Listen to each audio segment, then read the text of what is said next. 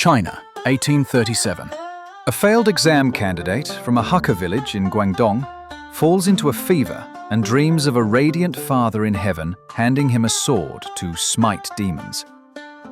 16 years later, that same man, Hong Xiuquan, rules from Nanjing as the self-proclaimed Heavenly King. His movement will shake a dynasty and cost tens of millions of lives. This is the story of how a village schoolteacher became a prophet, and how his vision became the Taiping Rebellion. Hong Xiuquan was born January 1, 1814, into a poor Hakka family near Guangzhou. Gifted, ambitious, and broke, he did what millions of young men did, chased status through the imperial exams. He first sat them in 1827 and failed, then tried again and again. After a third failure in 1837, Hong suffered a complete breakdown, drifting in and out of a month-long delirium filled with intense visions of a heavenly family and a god who despised demon worship.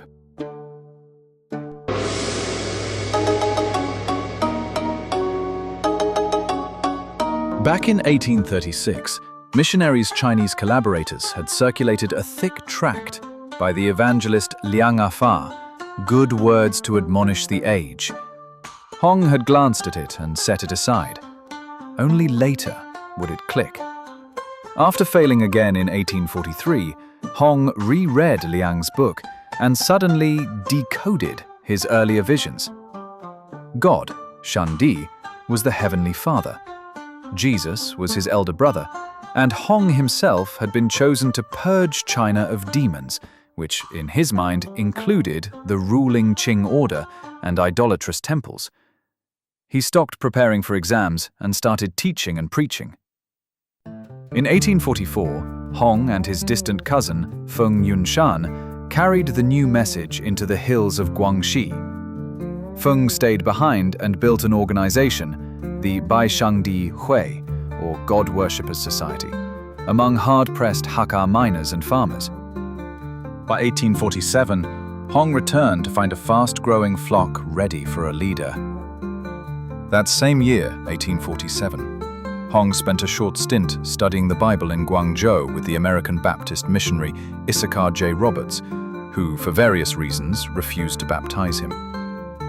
Whatever his theology, Hong's sense of mission was now unshakable. By 1850, the God worshippers numbered in the tens of thousands. Local officials moved to crush the sect. Instead, they triggered a civil war. On January 11, 1851, his followers defeated Qing troops at Jintian and proclaimed a new state, the Taiping Heavenly Kingdom. Hong took the throne name, Tianwang, the Heavenly King. The rebellion had begun. In 1852 to 1853, Taiping armies surged north along the Yangtze. On March 10, 1853, they captured Nanjing, renamed it Tianjing, Heavenly Capital, and sent a northern expedition toward Beijing. It got as far as the outskirts of Tianjing before stalling. From Nanjing, Hong announced sweeping, if unevenly enforced, social programs. Property was to be held in common, land redistributed, opium and foot-binding banned, language simplified, and men and women declared equal, with even separate female and male armies in the early years. The movement tried to fuse biblical commandments with Chinese millenarian hopes. It wasn't liberal democracy. It was a theocratic revolution that destroyed temples and idols and demanded rigorous moral discipline, especially in the early years. As the state expanded, power concentrated in Hong's capital, and rival leaders gained their own followings.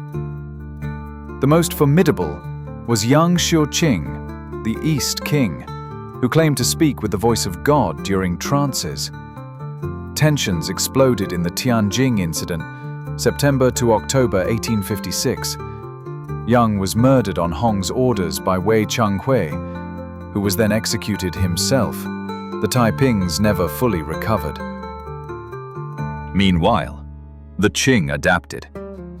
Regional gentry raised new provincial armies, notably Zheng Guofan's Xiang army and later Li Hongjiang's Huai army, with foreign-drilled units, ever-victorious army, helping to blunt Taiping offensives near Shanghai in 1860. By 1862, Zheng's forces encircled Nanjing. Inside the palace, Hong increasingly withdrew into study and proclamation, while the military situation darkened.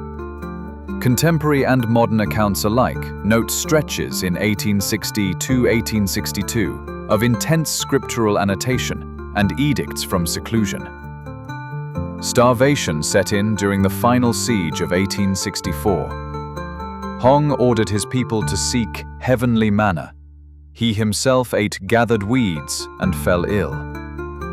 Hong Xiuquan died on June 1, 1864.